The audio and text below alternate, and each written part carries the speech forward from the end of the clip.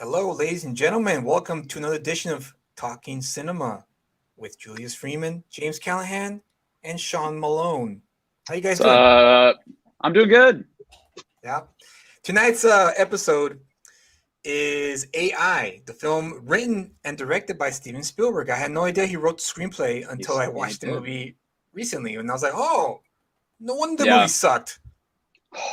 Stick to directing, Steven. Wow. Stick to directing. Wow. Just coming out the gate with it take so hot. Yeah, just so you know, guys, who are gonna catch the replay or who come in later in live, I'm not a big fan of this movie. I watched it again, and it still didn't do anything for me. Even as 10 years, right? 20 years?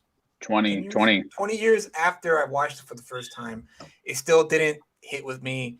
There's some little moments of, some Spielberg moments that he's good at, which is like, tugs at the heartstrings, but overall, not so much. But our good friend Sean here, I'm gonna let you share your thoughts before you go, because I know you're doing things, you got busy. But thank you, Sean, for taking the time out of the day with your family to talk about this movie, because it really is, as much as I hate it, I have to admit at least that it's a very impactful movie. It really did leave an impact, and whether you hate it or love it, people are still talking about it. People are still, exploring the themes of the film. People are still, talking about just the fact that there's two schools of thought here, right? Spielberg ruined it, or he made it better. But Sean, I'm curious to know what you think about artificial intelligence, written and directed by Steven Spielberg. Well, hello guys. I have my family reunion this week, but as Julius mentioned, I'm out in the car, away from the activity, so I can participate in this. AI is a great movie. It was an inspirational movie when I saw it. When I first saw it, I think it holds up even today. So I'll talk about real quick how it impacted me. I mean, I grew up with Spielberg movies, like many of us did, and I found Spielberg's change. Like, I want to do an entire episode on the evolution of Steven Spielberg, and I want to kind of go toe to toe, or maybe march side by side with James on that, because I think there's a lot. That'd be good. I would love to. We should plan that. That'd be a good idea, not just for Steven Spielberg, but for every director that we appreciate and respect. But Spielberg has sort of, I actually kind of think it's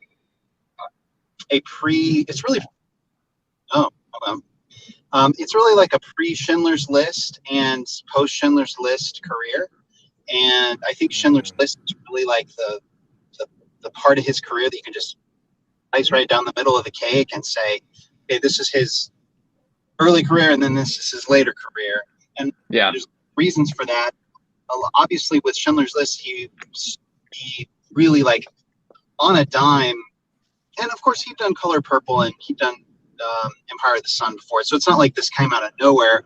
But I think on a dime with Schindler's List, he really got into like some serious subject matter, went more, just had a completely different look to his movies. I also consider these like the pre and post Janusz Kaminski period, which is his cinematographer that he's been collaborating with since Schindler's List. But AI obviously falls on the post, right, or the latter part of his career. But one reason I love AI is because more than any other movie, it is a great marriage of pre-Schindler's List Spielberg with post-Schindler's List Spielberg. It has sort of some of the feels and the magic and the sentimentality of like his early movies, like E.T. or Close Encounters, right? But it has some cynicism and the sort of melancholy of his movies since Schindler's List, or of many of his movies since Schindler's List. His movies since Schindler's List are just more muted. They're more melancholy. There's a lot to say about them, but those are two things that I notice about them. So I love this movie for that reason, that it seems to be like more than any of his movies, it seems to be his only movie where you see both sides of him in equal measures in one film. And the movie leaves you feeling simultaneously touched and sentimental and human, like his early movies do, and cynical and empty and disappointed, like a lot of his later movies. Yeah. So that's why I love the movie, not because I love post Schindler's Spielberg more than pre Schindler's Spielberg. I find it very interesting, and then you add in the element of what we're of course going to talk about, which is that Kubrick developed this movie. Kubrick passed away. He wanted Spielberg to direct the movie. He felt like Steven Spielberg could bring something to it that he himself could not bring to it. He felt like Steven Spielberg and his sensibilities would really marry well in this film.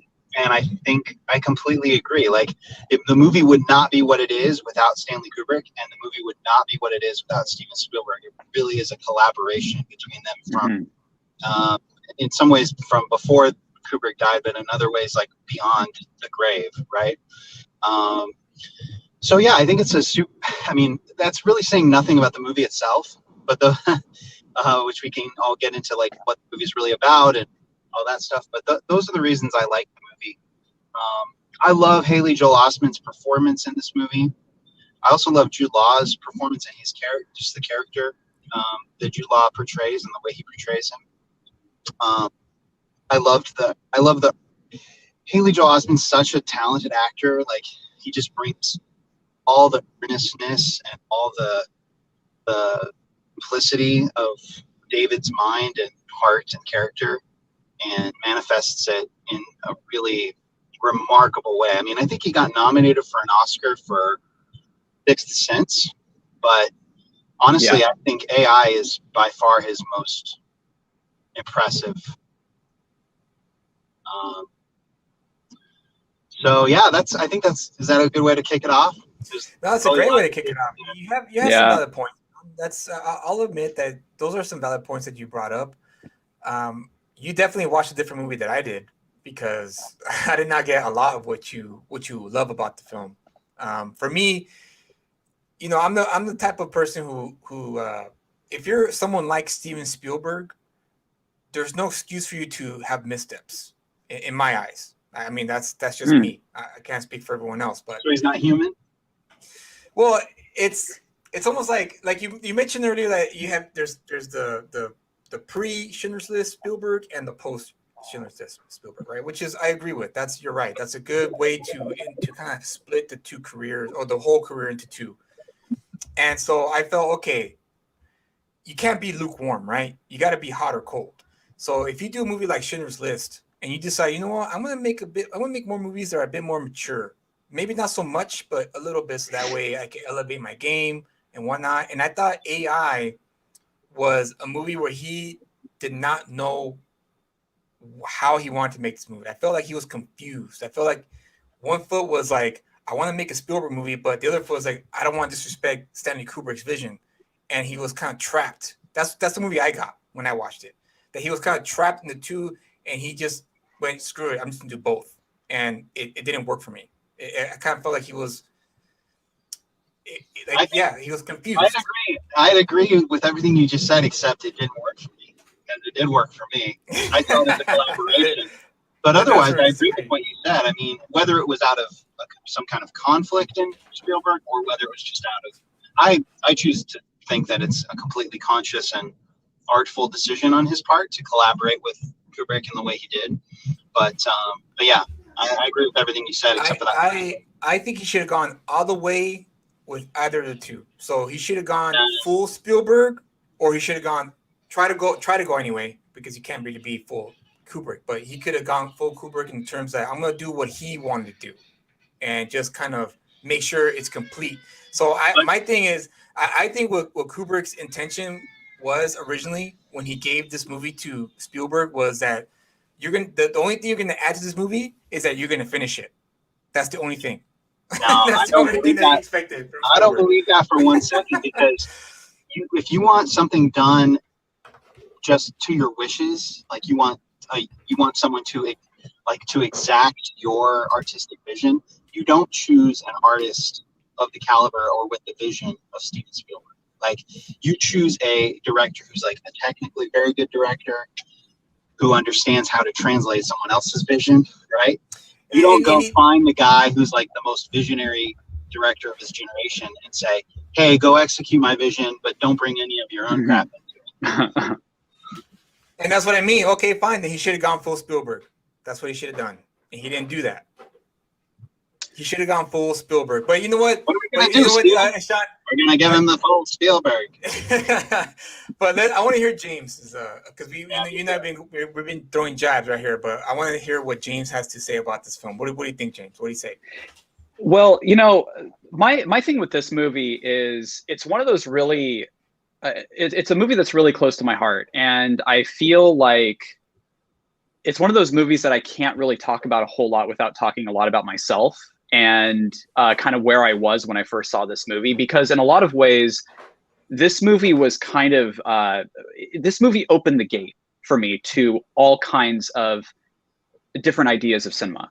And there's a lot of ways that I got there, but I feel like this movie is kind of a pivotal point for me because I did see this movie 20 years ago, like to the day. I saw it the day it opened.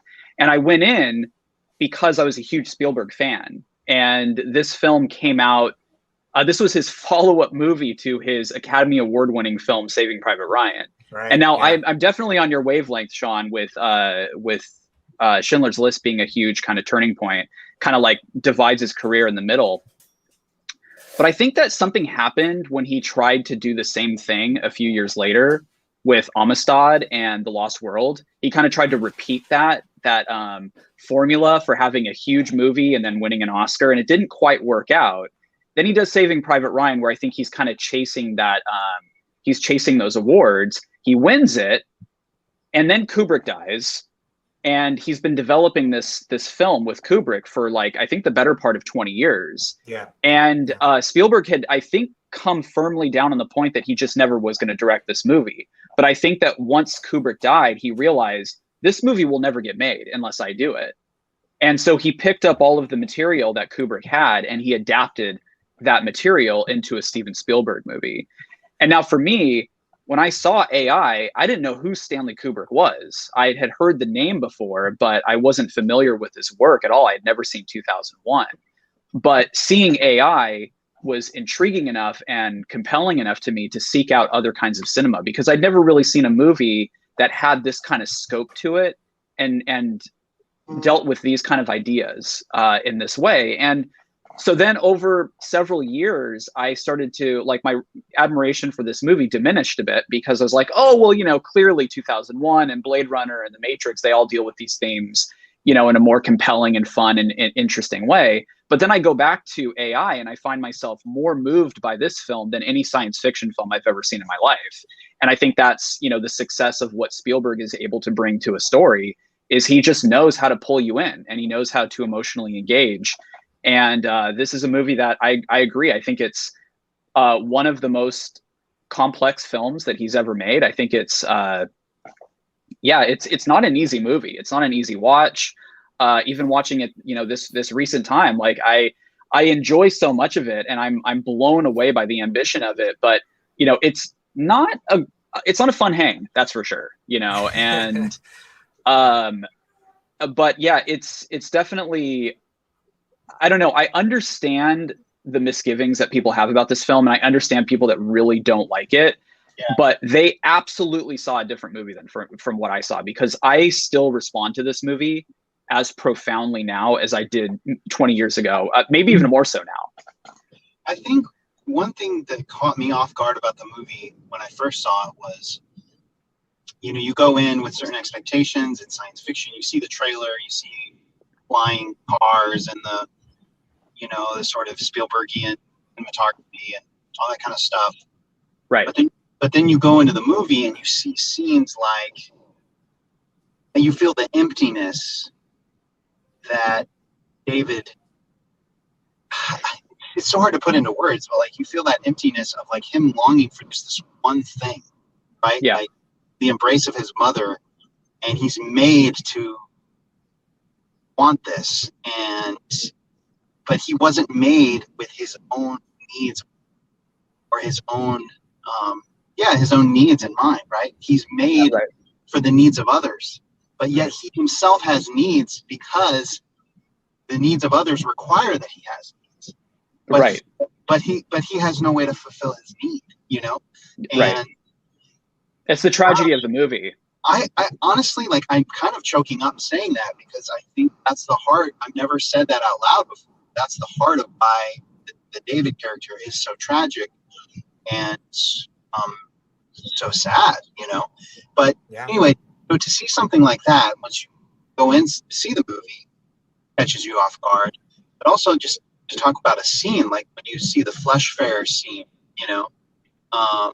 just the way the androids are treated, right? And you see through David, and you especially through David, but through others, even Teddy, there's moments with Teddy where he kind of just his sentience and his intelligence and his humanity, for lack of a better word, kind of like breaks your heart. You know what I mean? Yeah. Because again, he's this automaton. He's like this hybrid being of some in an automaton and a human being. Anyway, the flesh fair scene is like, I remember as a 20-year-old seeing this movie and being really off put by the flesh fair scene and be like, oh, people would never do that. But then realizing as soon as I thought that people would do that. And, people do that kind of stuff all the time. And that's like humanity, we love humanity, but guys, it's hard to love humanity sometimes. Sure. So like things like that about the movie that just catch you off guard and go, oh, I came in to see a Spielberg movie, but actually I'm being like challenged to think about good and like whether or not human beings are redeemable, or whether or not, I guess all the moral questions that come up when we talk about creating artificial intelligence and all those kind of things, like really, like to your point, James, it just really digs into those themes in a way that like no other movie does. Yeah. So that's, I mean, again, it was off-putting at first, but then upon reflection, it kind of became this movie where it's like, okay, yeah, like Spielberg, like a true artist, like he challenges us to think about these things in a deep way, and he doesn't necessarily offer answers. Dude, he's so bored right now. He doesn't necessarily offer answers, but he poses a lot of questions. What's up, Ferris? Right. What's up, Ferris? What's up? I see your new handle there, Jay. I hope you didn't lose your old YouTube channel. But hey, Ferris, thanks for joining us in the show.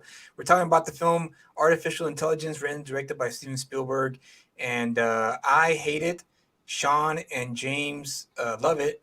But if in case you just joined us, he was talking about the deep, the themes that the film explores. And, I have to say, you know what, Sean? That's 100% right. That's the one thing I did like about the movie was the fact that Spielberg wasn't not just Spielberg, but both Kubrick and Spielberg were pushing to explore these ideas. What does it mean to be human? What does love really mean, right? And the fact that you're right, David is a very tragic character, and his yearning to love his mother and to have his mother love him back, it was a very painful to watch at a lot of times during the movie, especially after her son was got better, and then he got out of the cryogenic state and became part of the family again, and then that whole sequence was just like almost unbearable to watch at times because of how jealous the son gets at one point when was it, I can't remember the scene, was it a birthday party, was it, no, not a birthday party,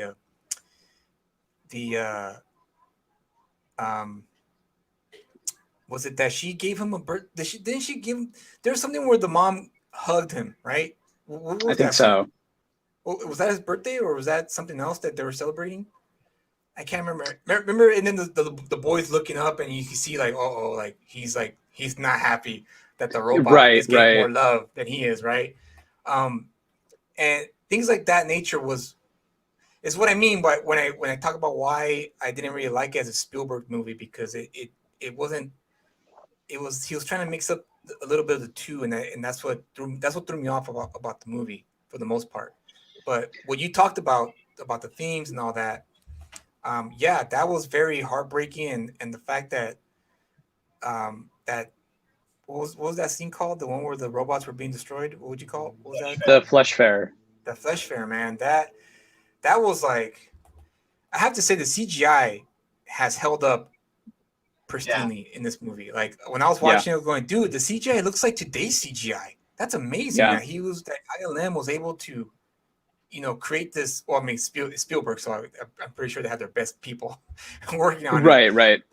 But I was really blown away by the special effects in that whole sequence, because I was just like, wow, this is like fantastic work. You don't ever take away. You're never taken away from the movie when you're in it. You're immersed in it. And that's the one thing I will say about this movie. The positive thing about it was that you're immersed in it the moment you step into it, and you don't get pulled out ever until the movie's over.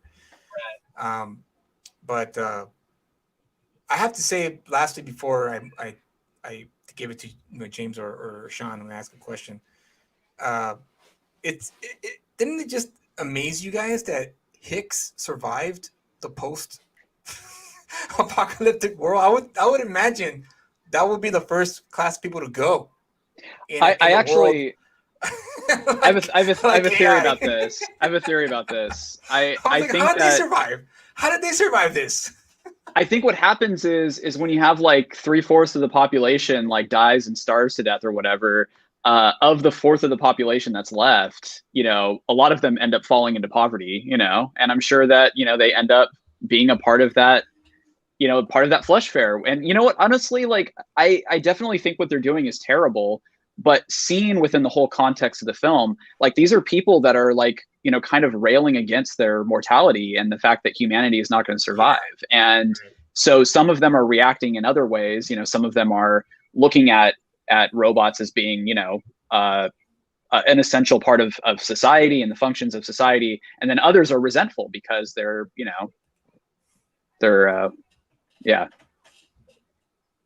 Right. Anyways. I mean, that's a good theory. That's a good way to look at it. Because that was the one thing that was kind of, wait a minute, why do these class people still exist in this world? I would imagine they would be gone, but I get it. It's a movie. I had to remind myself, okay, I'm watching a movie. Damn it, just forget about it. What's that one actor's name who is sort of the ringleader at the Flesh Fair? Brendan Gleeson. Yeah, man. Yeah, that guy was great. He's always great. Great in this movie. He's so nasty and great in this movie. It's.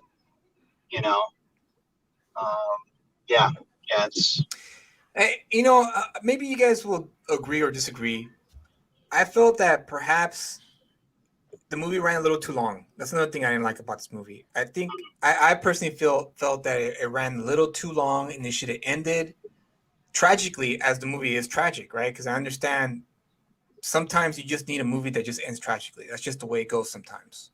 And I felt that perhaps the movie ended when he was stuck in the ocean staring at the blue angel, right? The blue fairy. Oh, the blue fairy. Blue fairy. I felt that movie should have ended right there when he was just staring at the blue fairy and just wishing to become boy. That's where I felt the movie should have ended. If the movie would have ended there, I think I would have liked it a little bit more personally. I understand that perspective, and I think it's an interesting point to have. I remember thinking this when I first saw the movie way back when. I thought that the movie, as the camera's pulling out, it felt like the end of the film. It felt like that's what the movie was leading to. The music is building. It's kind of a fake out. It really is. And I think the movie is deeply unsatisfying without the latter portion of the movie. That's actually where I think it becomes a real tragedy. It's where it becomes really devastating. And also, it takes away from what is happening when the movie opens. If you've got Ben Kingsley, who's doing the voiceover, who's telling this story, and he's kind of telling the story like it's a fairy tale. And I always imagine that this is the kind of fairy tale that robots tell each other in the future. They talk about humanity. They talk about the boy who longed to be human. It's their very own Pinocchio story. And because it's Ben Kingsley who has this very warm, inviting, voice, he's kind of sitting you down by the fire to tell you a robot Pinocchio story. And so you need to have that final day at the end where David gets to have that one final moment with his mom for it to really be a fairy tale. Hey, we brought her back, but the irony is he can only have her for one day. Go ahead, Sean. Go ahead. Yeah, and that's where the film is sort of like, again, it brings in sentimentality and well, magic, sentimentality with hard realism and cynicism, and yes. That's why the movie leaves you. This movie, it's not a feel-good movie, right? No. It leaves you feeling like, when you said fake out, James, I don't know if you meant it this way, but it sort of has its cake and eats it too, in the way that it's sort of like, it does give you some level of fulfillment for David's wish, right? But it's brought through, he thinks it's magical, but it's presented to him as magical and it's real, but it's brought to him in this very like cold scientific way, and also in a very limited way, and and in a very like mortal way. And so that's one of the ironies too, is that he is mortal all intents and purposes, yet he has extremely mortal experience of losing his mother and then finally being able to resurrect her, only being able to be with her that one day. There's just so much. I think this movie's so full of tons of stuff. Yeah, the ending I did like. I just wish they didn't have the aliens in it. That's the thing that kind of also soured the movie for me. They're not aliens. They're definitely not aliens. And this is such a huge misconception about this movie that I've never really understood. Are they extraterrestrial? Are they Earthlings? No, they're robots. They're the evolution of robots. They're looking at. Okay, so I was trying to think about this because I thought this conversation was going to come up. So I was trying to detach myself emotionally from the movie and trying to appreciate as a work of science fiction, where I think it's actually a lot more plausible now than it was 20 years ago. And I was trying to look at David as an example, as the prototype of the first generation iPhone. Now imagine that iPhone was programmed for one thing, and then it's buried in the sand for 2,000 years. Well, the iPhone 2000, which is now like sentient, has now taken over humanity, and humanity's all long gone. They dig up this iPhone, and this iPhone has only been programmed for one thing. So they plug it into a computer, they give it a little simulation, they give it its one wish, and then they put it out of its misery and they delete it. And that's kind of what happens to David. The entire ending is a misdirect. And so while you've got John Williams music building in and everything feels very Spielberg, it's that cold Kubrick in the background that's like, no, that's not what's happening here. This is, what they're basically pulling the plug on this kid. That's a great analogy, James.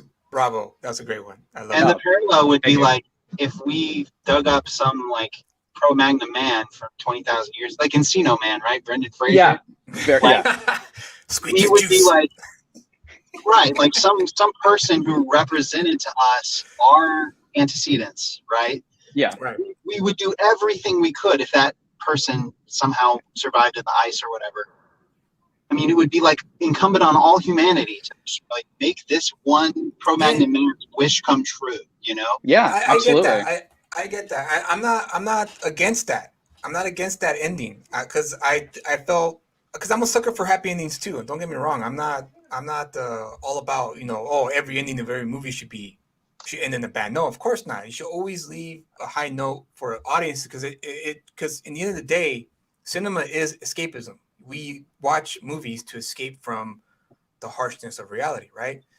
But my I guess my gripe with it is that for me, I saw it as lazy writing. That's how I saw it. So that's what kind of took me away from the ending. I could have accepted the tragic ending of of David wishing, his wish to the blue fairy. But I also could have accepted that ending where they resurrect his mom and he has the one day with her. I could have accepted that if they somehow use something different other than, well, I mean, now that James put in perspective for me, now it makes a little bit more sense. But see, the whole point is you didn't have to explain that to me. They should have done it within the film, so that way and along with the other audience members who didn't like it, could have accepted it. Because I did like that ending. I will admit that ending, the whole sequence when he has his day with his mom, that was very moving, very touching scene, and I loved it. I was like, it was a perfect ending to that movie. If Spielberg could have just simply figured out a way to write it and make sense within the box that he was given when Kubrick died. It's funny. I gotta bounce in a minute, but I can't help but debate Julius. In the sense that Kubrick in 2001, when this psychedelic 20-minute ending sequence, and the Star Child shows up, this huge like glowing baby hovering above planet Earth, like that's not spelled out either. Like that's very whoa. That is very like Also, spoilers for 2001. Right. It's like, just say it. That movie leaves you, you walk out of that theater and you're like, what just happened? All right. In a similar way, I think, to AI, but probably even more extreme. And I'm going to disagree with you now, but go ahead, James. Well, go. Sean, and I want to, not only do I agree with you, but also in response to that, if it hadn't been for AI, I don't know if I would have known exactly how to engage with a film like 2001, because I saw 2001 very soon after AI, and I was prompted to do so because this movie was like my gateway into Kubrick. And if I had seen 2001 randomly as a 12-year-old, I would have been like, boring, this sucks, and I would have just like ignored it for 10 years, And so this movie really did kind of equip me with what I needed to take the next step with something a little bit more complex. I want to listen to your rebuttal, Julius, before I go, because I don't want to be like a mic drop thing. Right. Here's a Ferris's comment. 2001 is the ultimate experience. Now, the keyword there is experience. So yes, you have a point. Yeah, the baby comes out, the cosmic child comes out in the end. You don't know what the hell's going on. The music's playing, Zarathustra's playing, and you're like, what just happened? But it's because the whole movie's like that. From the beginning up until the end, you're asking yourself, what is happening? I have no idea, but I'm intrigued because it's a very esoteric film and purposely done that way because Kubrick was obviously a freaking genius and he knew exactly, he and Arthur C. Clarke, knew exactly how they wanted to present it, and they presented it the way they wanted to, and it worked out beautifully. AI is not 2001: Space Odyssey. AI from the get-go was the question, what is love and can we create machines that love? Whereas 2001 is just a simple, like, how did we get here? Technology, the question of technology, do we lose our grasp of technology, or does the technology, pretty much take us, will they take control of us? Whereas AI is just about what is love and what does it mean to love? And so I accepted the cosmic child because I just went through a freaking wormhole of like psychedelic, freaking vision, right? But with AI, it's like, I'm sorry, I can't accept that. I can't accept the whole archaeology. The archaeologist robots taking out this thing and then giving them his day. It just, for me, it was lazy writing, which is why in the beginning of the show I said, Spielberg, stick to directing. Don't write another movie ever again. Well, or if you do, he never did. Hire a writer to help you, like a second screenwriter to help you out, and go, okay, maybe we should try this, Steven. George Lucas, exactly. And that's and to add to James what he just said, he never wrote another movie again, and for good reason. Well, no. He writes a movie like every decade and a half or 2 decades. He'll write another movie. Go ahead. No, you go, and then I'll go. I was just going to say that I think it's very distinctive that Spielberg has writing credit on only 2 of his films, and one is Close Encounters of the Third Kind, the other one is this film. And also, even though he has full writing credit, it's pretty well known that he didn't do the only writing on this film or Close Encounters. But I do think that the movies make compelling companion pieces in that regard. And I think that they're both films that are like, they're not, for him. They're very personal, absolutely. And I think that also they're also structured in a similar way. They're movies that are long. They're when you watch them, you remember like, oh wow, this movie's actually pretty long. It runs well over 2 hours, and it's also episodic in nature, and it jumps around perspectives. You know, you've got Truffaut, and then you've got Dreyfus, and you've got the Melinda Dillon character, but it all comes together at the end with a spectacular ending. With Close Encounters, it's moving because it's so inspiring, and with AI, it's moving because it's very devastating, but it has a lot to say about humanity. It has a lot to say about these robots that are the product of us, who outgrew us and outlived us, and now celebrate their maker. And they still have their questions, just like we have our questions.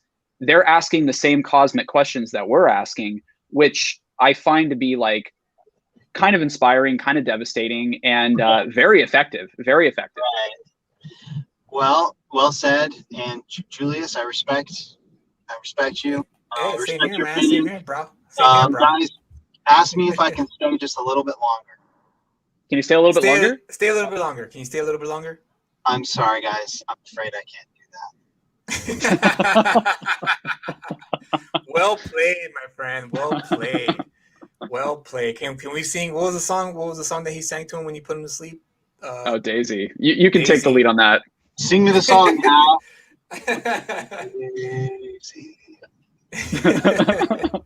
All right, guys, I gotta go, but it was fun. Yeah, Sean, thanks for still taking the time out with your family to be on the show and have a debate with good old Julius here.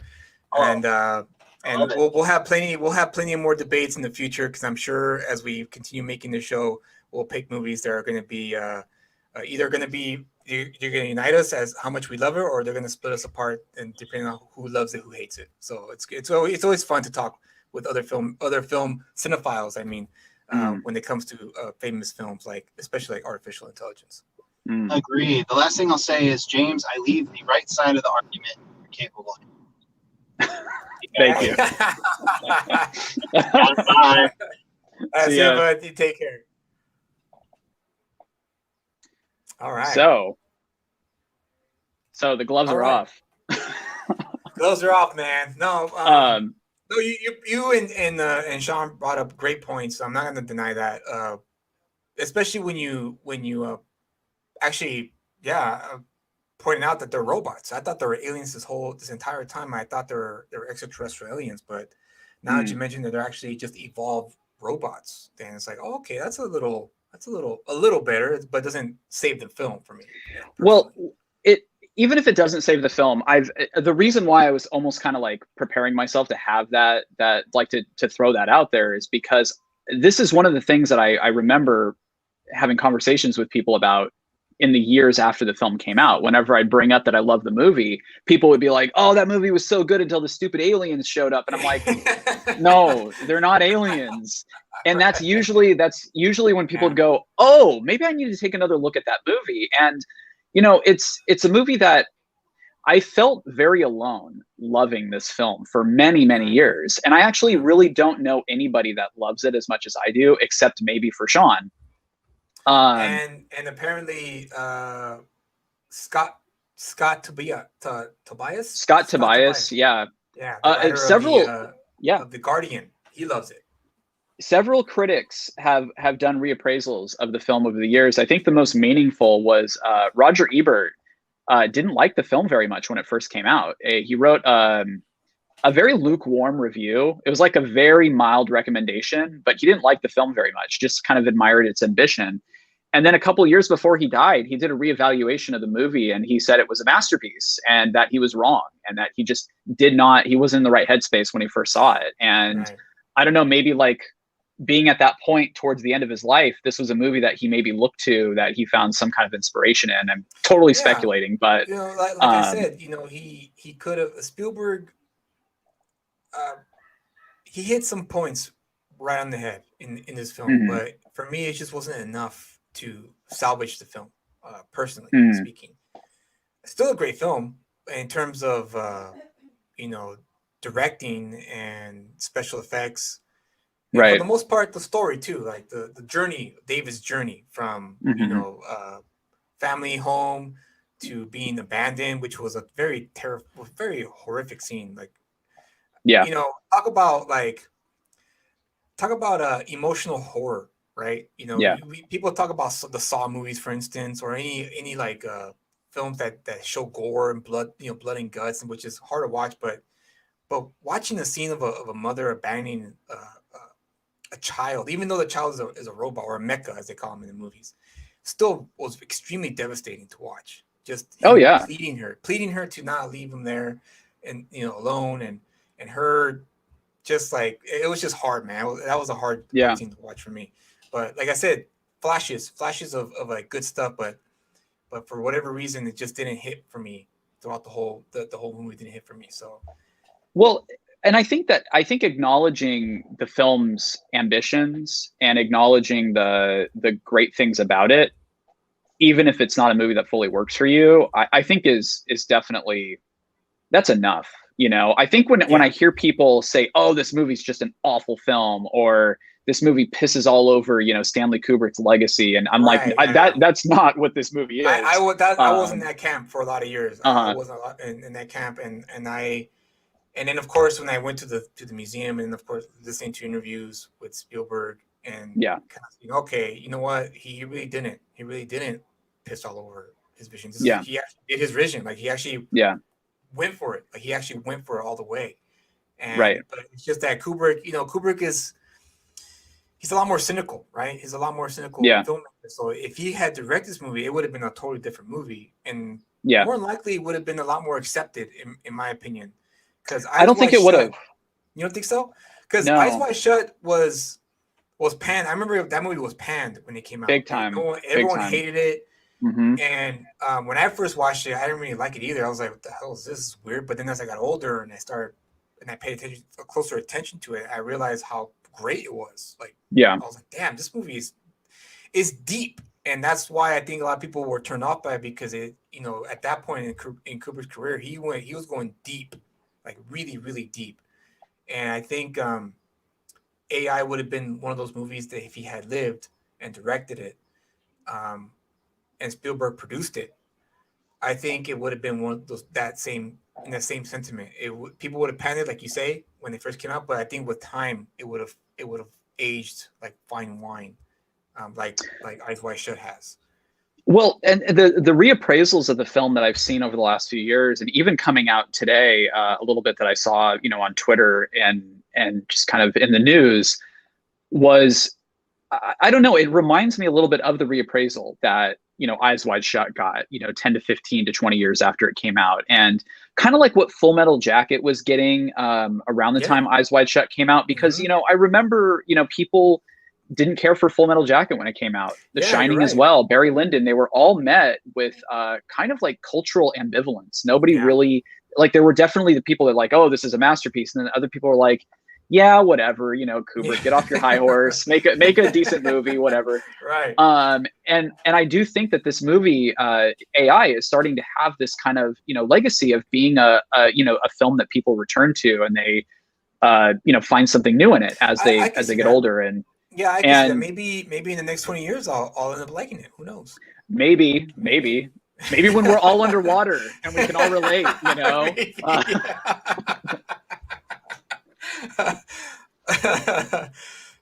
Ferris says all might have been terrifyingly good way if directed by Kubrick. So I think you mean if it would have been a lot more terrifying and horrifying if Kubrick directed it, for sure. Because I'm sure it would have also been cold and distant. And yeah, for sure. And honestly, if you want your like very like Stanley Kubrick-esque type of exploration of artificial intelligence, and want it to be a little bit more cynical, Ex Machina is a great alternative. And there you go. have you seen that film? No, no, I started watching it, but then I got distracted. It wasn't because I didn't like it. I just got distracted, Uh, and I just decided, you know what, I need to watch this when I can't be distracted. So you should I was definitely digging do it. that. I was digging it, and the It's a first great film. so I'll definitely give it a shot.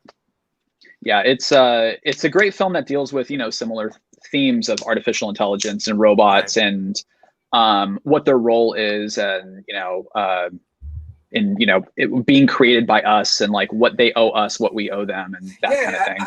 I just feel like it's one of those things where it's like, dude, like at this point, like if you're gonna make artificial intelligence, like yeah, it's gonna become sentient at one point if Hmm. if it does occur. Just like when you look, um, even like in terms of the religious perspective, when you really break down the story of Adam and Eve, it just pretty much became them becoming sentient. Essentially, that's my take Right. on it. My take Yeah. on it is that they ate an apple, or not an apple, a fruit, which gave them knowledge, which is pretty much coding, encoding like a code, I guess, software Hmm. code, and they became sentient. They realized they were naked. They realized that, Yeah. that it's bound to happen again, guys. So Yeah. let's not do artificial intelligence, because I think with machines, Mm. it'd be a lot harder to destroy machines, unless they're like we do like a proofing thing where we just throw a cup of water at it and then it just dies, like The Simpsons. Well, of Well, course because you're a robot and they tear up and yeah. they just like destroy themselves. It's so great. Yeah. No, that's funny to think about, the whole idea that with the apple and sentience from that, and then a realization that daddy doesn't love them anymore, and so they spend the rest of humanity just infesting the planet. Yeah, And yeah. and like you look at a film like Blade Runner. Yeah. Blade Runner is all about that, right? Yeah, for sure, Roy for sure. Batty, all he wanted was more life, man. That's all he wanted. Yeah. More life. That's it. And then don't we all, Yeah, and we all want that. Yeah, and of course Right. the creator's like, sorry, this is Yeah. the best we could do. Yeah. I apologize.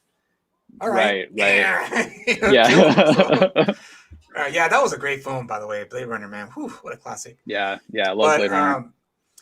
AI, I will say this: that Haley Joel Osment, when I watched the movie again, I was like, man, this kid really was a prodigy, an acting prodigy at his time. I'm Yeah. sad that he didn't get the career that he should have gotten.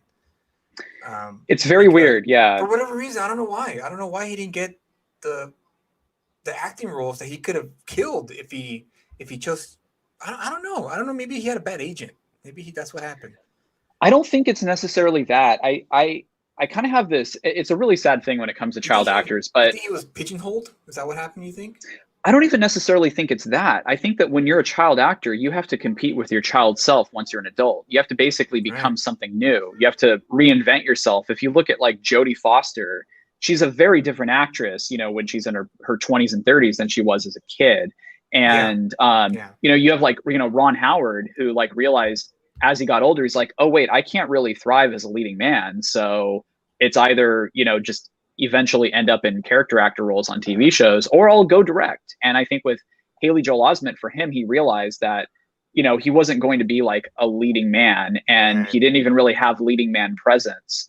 When you're a cute kid, it's very different from being like a leading man. A cute kid can drive a movie in a very different way than what you need from like Haley Joel Osment can't play the role of Gigolo Joe, for example. Right. And Yeah. Of course. Of course.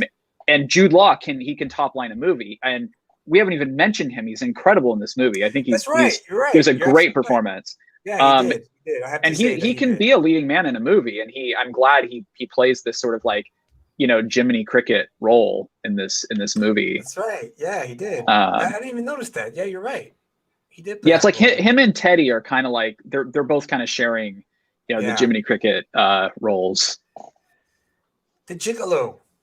Man, Yeah. what a character, and talk about being at the right place at the right time, right? When he's about to be thrashed, Yeah. and Haley Joel Osment, takes him and pulls him out of that cage, and there's the beginning of the adventure to get him to the Blue Fairy. Yeah, he buys him like a day of life until he gets captured again. That's something. Yeah. That's something. Yeah, yeah. He got him to New York, which was where he needed to get to, And that scene, man, that scene when he realizes what he is was another very tragic scene. Yeah. Like very hard to watch. You know, when he realizes that he's just a product of a assembly line, that he's not special like he thought he was. Yeah. And it's almost like his Citizen Kane moment. You know, when he's destroying all the copies, the replicas of his look. And what was up with that? That's another thing I wanted to ask you. What was up with the scientist just stepping out of the office? Okay, so what was that about? You know, I have a lot of theories about this because I've wondered the same thing. And actually, I find a lot of moments in this movie to be very, very moving.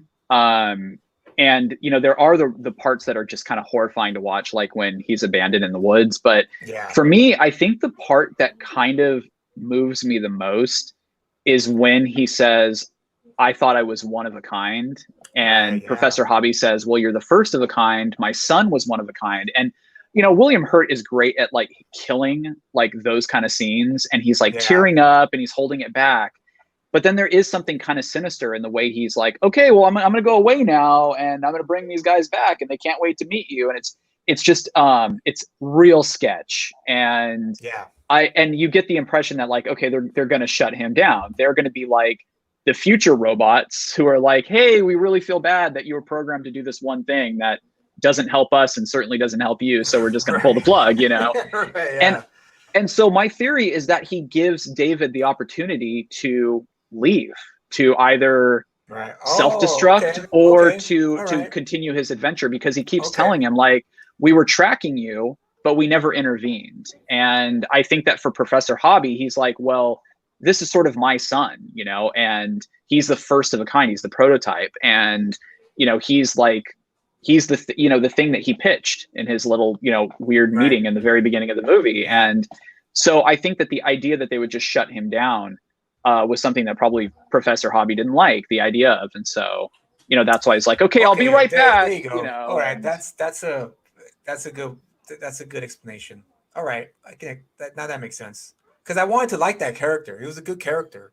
Yeah. And when he did that, I was like, dude, what the hell? Like, what's up with that, man? Like, you actually you're one of the likable characters in this movie, and you just pulled a big old D move by you know, like, sorry, you know, you're just one of a kind. You're not one of a kind. You're the first of a kind. So see you later. But now that you put it that way, that makes a lot more sense, because I would imagine it'd be hard if he was based off his son, you know, who I'm assuming passed away. Yeah. It would be hard for him to see that again. That makes I kind of like that now that you explained that. It's a rich movie, man. You know. Well, and you know, James, you kind of like nudging me now a little bit now that I'm okay. Maybe I have to watch this again, and this time actually like pay closer attention to it. Yeah, I just wish that Kubrick didn't die. He was already an old man, you know, so it would have been great to have him direct this film, because I'm sure it would have been a different movie. Because Kubrick was always based on, not because I knew him, but based on his movies, he was always very careful as to what he shot and what he put on screen. Definitely. That's why I loved his work, because he took great care of what he wanted the audience to watch on his screen. Whereas most directors nowadays, they just kind of want to move the story along, but he was like, okay, no. I want to make sure that this pen here is going to be right there. Why? I have my reasons, you know, and then he's going to shoot the scene. But there's a meaning behind it. There's always a meaning behind this film. So very precise, very exacting. Yeah. So you know what? Now that I think about it, now that I'm actually speaking to you, I wish Sean would have been here. He would have saw this as a victory. But I'll have to watch that again and actually pay very close attention when I think about it. Well, I'm watching it again. Like I said, you know, it's interesting to see some of the, you know, the stuff that's been written about the film, you know, since it had its anniversary, and I really, at the end of the day, I really recommend, if you're going to read anything about this movie, I just love the contrast of the two Roger Ebert reviews. He was a critic that was very inspiring to me, and I remember as a kid when I saw AI. I read Roger Ebert's review, and I remember being disappointed that he didn't like the film, and it made me wonder, like, oh, am I just, is my Spielberg bias showing? What's wrong Right, with right. me? No, But you have to understand too that like for me, I grew up with Jurassic Park. I was a kid when that movie came right, out. right. I was also really young when I saw Saving Private Ryan. Those two movies like hit me on a deep, profound, level. I was familiar with E.T. and Raiders, and then eventually Schindler's List before I saw AI. And when I saw AI, I was like, this is unlike anything I've ever seen Spielberg do. And I still think it is kind of an outlier in his filmography, but it looks stylistically similar to everything he's done since. I feel like Yeah, this movie is kind of a turning point for him. yeah, it Minority is. Report looks very similar. Even like Catch Me If You Can, they came around, at the same time. But yeah. Ferris says we lost out on Kubrick's Napoleon. That would have been awesome, but we We got sure the next did. best thing. We got Barry Lyndon, which was close enough. Yeah. I guess. 'Cause I that was a mean, great film. When I watched Barry Lyndon for the first time, I was like, I can't believe I overlooked this movie. This movie is freaking yeah. great. Like, it's fantastic. Like, Yeah.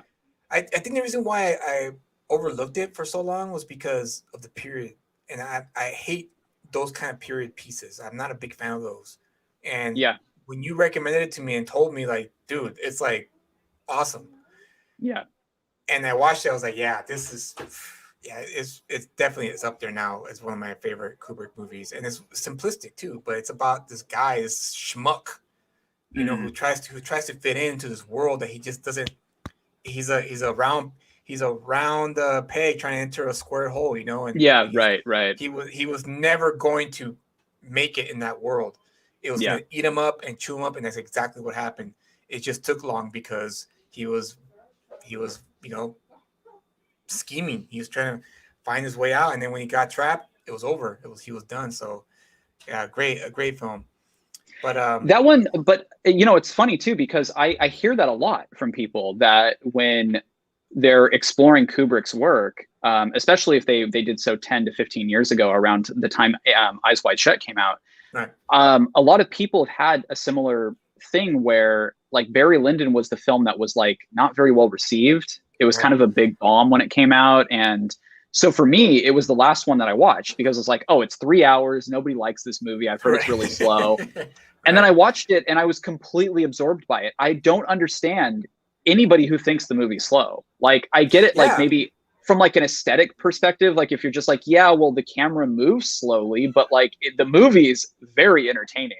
And so I don't really understand the people that dislike the movie or can't engage in it. Ryan O'Neal was, I'm not a big fan of his work, but he was great in that film. Like perfect like, wow. for that. Yeah. Ryan O'Neal did a great job, and good for him for getting that gig too. Because if I were a working actor during that time and Kubrick was alive, I would have done everything I could to be in one of his films, which is what Tom Cruise ended up doing. Right? Tom Cruise, like, I want to be in your movie.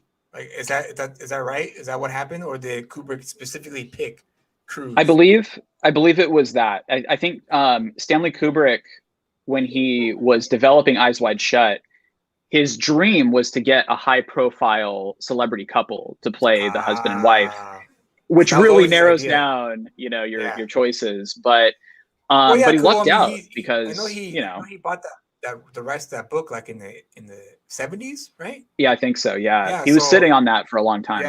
Yeah. So he I would imagine like the 80s. What would the 80s been like? Can you imagine Burt Reynolds and what was his wife at the time? What was her name? I have no idea, but I was just thinking of like Bruce Willis and Demi Moore or something like that. Yeah, been a very different Eyes Wide Shut for sure.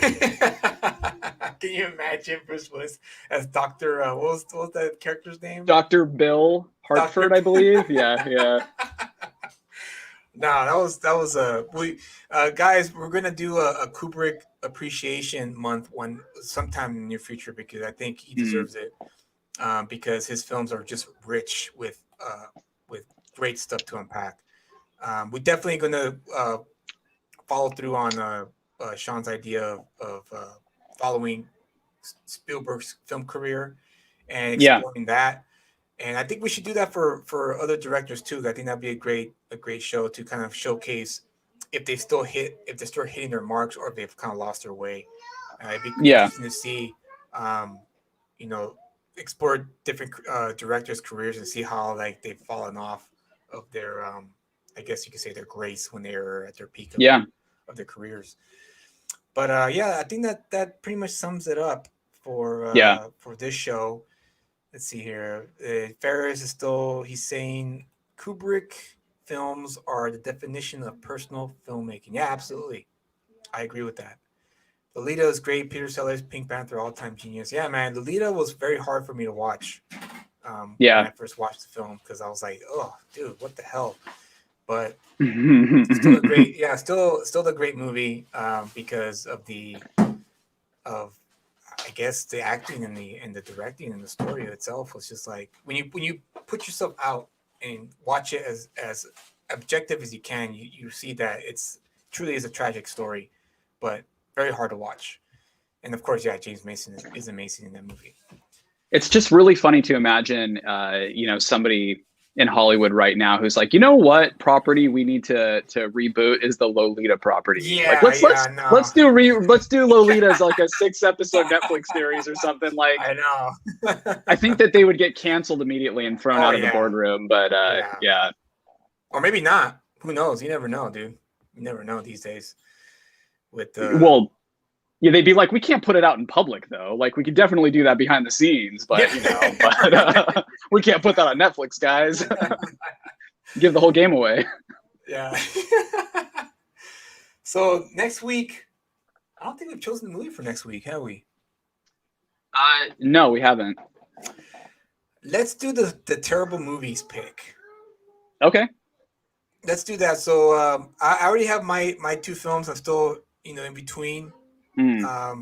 So we'll decide next week what terrible movie we should watch. I'll text you guys maybe later this week. Okay. To see I guess to put it out there to see which movie is close. Sure. Yeah. Ferris. I think this will be probably kill 2 birds with 1 stone type of deal. Where if we talk about Spielberg's career, we'll definitely be talking about each movie. So there's a possibility that these episodes may be 2-parters because Spielberg's career spans like freaking since the late 70s. So he's been around the block for a long time. So the same thing goes for Scorsese, Brian De Palma. I think De Palma's still making movies, right? Or no? I think he's still making them. He's just not having very much luck making movies he wants to make. So, which a lot of directors are having a hard time with now. So, we'll definitely explore films like you say, Duel, Close Encounters of the Third Kind, and so on and so forth. So, what's a cool idea and I think Sean would be all over this idea, would be if we do pick these like all-time great directors to talk about, it'd be great to look at their earliest films like Duel or The Killing or something along those lines. Kubrick's early films are very effective. They're just very overshadowed by the 2001s and the Clockwork Oranges. I think once he went color, that was it. There was no returning from that. He had to go all out with color. Yeah. And though his color film, the movies that are in color are the most memorable Kubrick films. No one ever. But then you remember he makes Dr. Strangelove, which is like that's an incredible film. It is, but it's like and not an anomaly, but it's. I think it gets lost in the shuffle because it's in black and white, and a lot of quote unquote Zoomers, as they're known, I guess, online. They don't want to do anything with black and white. It's bad enough that, like for instance, I thought the great encapsulation of that was Captain America: Civil War, when Spider-Man tells Tony, "Do you remember that really old movie, Empire Strikes Back?" Yeah, right. Now the fact that he said really old movie, put things in perspective for me. Like, dude, that's right. A kid that age, would say that. Right. Something like that really old movie, Empire Strikes Back, and so I couldn't imagine what a black and white movie may look like to a kid like that. It would not compute. It wouldn't compute with them. You just tell them that the director was like a hipster and shooting it through an Instagram filter. Oh, there you go. That's a good idea. I like that. I should start saying that from here on out for all No, but the I kids. do agree with that. I thought about that when we discussed Raiders of the Lost Ark and then AI. When I watched both films, it had suddenly hit me the 20-year anniversary and Oh 40 yeah. year that when I saw AI, that Raiders of the Lost Ark was just having its 20th anniversary. And I don't know, but like when I was 16 in 2001, when AI came out, Raiders of the Lost Ark felt way older than 20 years old. So I Yeah. wonder what like Yeah. somebody who's 16 right now looks at AI and might think that movie is just the oldest shit ever. Yeah. I don't know. But like you said, the I wouldn't special think effects have so. aged well, Yeah, I don't think and so. I think they would think that AI is a new movie that came out like a year ago because the yeah, effects were just maybe. Yeah. absolutely Yeah. stunning. Like even Yeah. like I have to say, I was really impressed. I was like, wow, this is like because when you look at Jurassic Park, you look at Independence Day, which is a great Yeah. film, but you look at the SFX and you're like, dude, this is like, oh my Yeah. god, it's really Hmm. bad. But when you look at AI, you're like, wow, this movie could. It looks like it just came out a year ago with Yeah.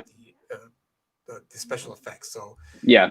it's just sad. Maybe, well, we'll see. But yeah, the fact that a lot of young kids are, especially filmmakers, I could see how it's really difficult for them to watch a black and white movie.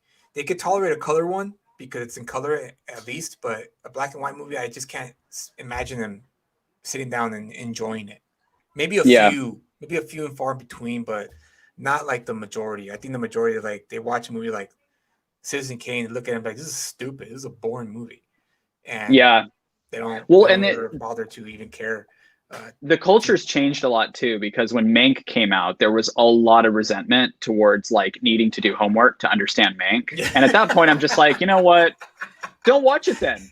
yeah, yeah, If this exactly. feels like homework, if watching Citizen Kane is homework, then obviously like you're not the audience. You're not the intended audience. Yeah, For the same reason I no, didn't go see the Mank. Dora the Explorer movie, like I know I'm not the intended audience for that. Exactly, Like same exactly. thing with Mank. Yeah. If you can't Yeah, watch black and Mank. white movies, then yeah. Mank was definitely a movie for film aficionados, like cinephiles, for Yeah. sure. Yeah, for That sure. you knew like when I watched that movie, I was like, okay, this movie, David Fincher, he's doing it for me. He made this movie for me, for Yeah, my for sure. demographic For sure. because he also appreciates old cinema. He respects it, and that's why I love Mank so much because Yeah. you could tell that he just loves old cinema because of his dad, right? Because it wasn't his dad who wrote the screenplay or Yeah. wrote the story, or was it screenplay or the story? I can't remember.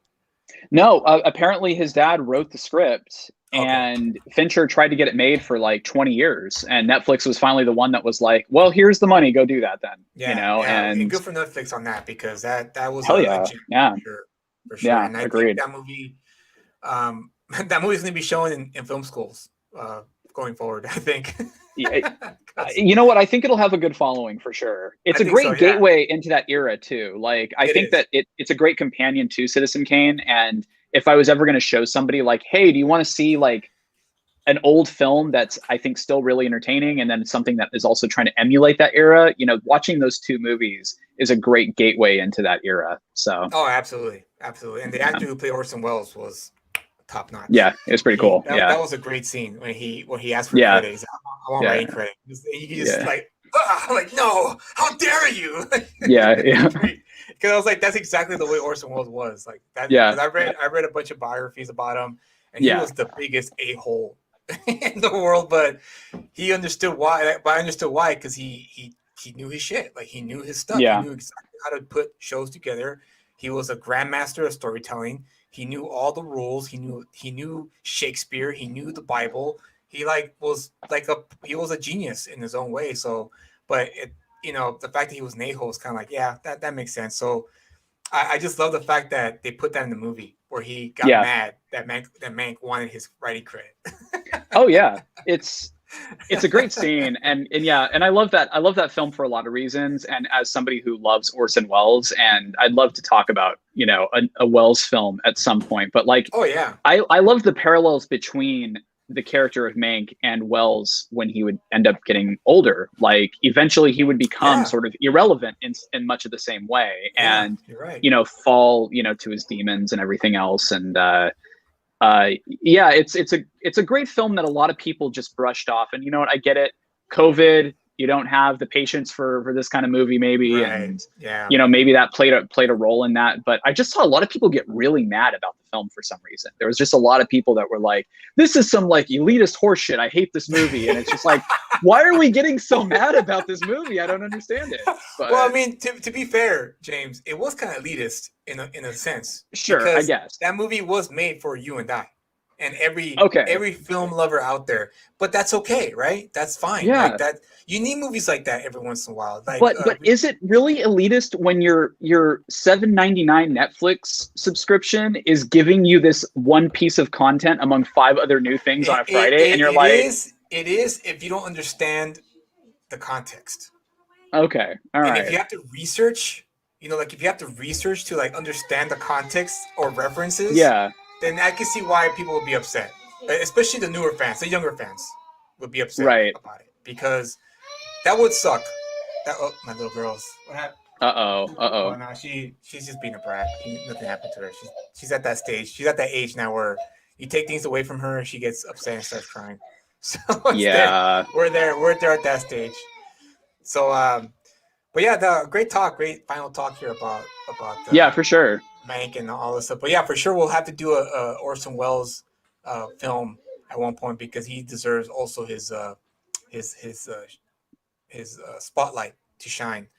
Because Yeah, without Orson Welles, ladies and gentlemen, the movies that we have today would not have happened at all. they'd be different. They'd be very It'd be different. different. You have D.W. Griffith and you have Orson Welles because Yeah, Orson Welles was the one who say, why do we have to shoot it like this? Let's just let's yeah, put the camera over here. Well, yeah, we never do that. No, I don't care. Let's do it. There's a reason why I want to put it here, and he yeah, pushed it. He pushed the boundaries, guys. So remember that when you're thinking about black and white movies.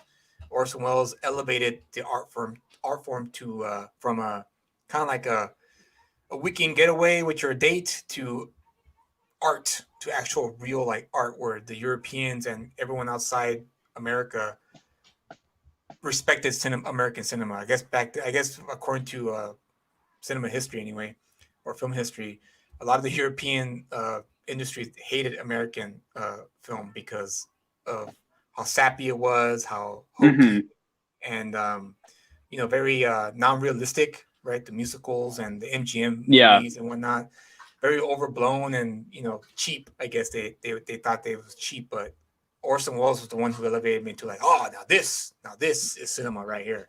This is how right, right, right. you do cinema. And of course, yes, Ferris, John Ford, for sure. John Ford will be in that list. So I think that will sum it up for tonight's show. Yeah, Any good last talk, words you good want talk. to say, James, before we call it a night? Just that, I think AI is a great thought-provoking film. If you dislike it, maybe watch it again, maybe read some things about it, or don't. There's nothing wrong with just hating a movie, but I just don't think we get movies like this anymore. The budget that this movie had for a movie that is, like you said, is relatively ambiguous with its intent, with what it's trying to say, and kind of requires multiple viewings. I don't think studios are lining up to pay $100 million for that or more. I think this movie would Yeah. cost a lot more now. And so, yeah, we don't get this level of ambition on this scale unless it's like a Christopher Nolan movie. So it's worth another look, or one look, if you haven't watched it. And I will add to that. Yes, I am going to take your advice, James. I will watch that again. Probably Okay. watch it a few more times Yeah. because you and Sean did bring up valid points. Actually, points that I didn't really think about. Maybe because I'm shrouded with my hatred of the movie that it just kind of blocked, the different perspectives of what I can get from the film upon watching it again. So I'll definitely do that myself because after all, ladies and gentlemen, cinema it deserves to when you watch a movie, it deserves an extra watching or two because there's things you miss the first time you watch it. Yeah. You can't really consume it all in one sitting. You have to watch it again and again and again, so that way you can get the entire experience. And Or sometimes with fresh eyes. I think, sometimes with fresh eyes, yeah. when I saw movies as a 25-year-old, I had a very different point of view than like 35. It's Right, yeah. I feel a lot more patient, a lot more empathetic now than I was back then. You might watch a movie like AI, think it's like sappy sentimental. 20 years later, it's devastating, you know, and movies have that power, not just AI, like Right. movies in general. Yeah. You change, the movies stay the same. You just see them through different eyes. And There you go. yeah. Well said. Well said. All right, then that's it, guys. You have a good night. Enjoy the rest of your week and the holiday weekend that's coming up. Happy 4th of July. Yep. Happy Independence Day. And stay safe out there. Peace.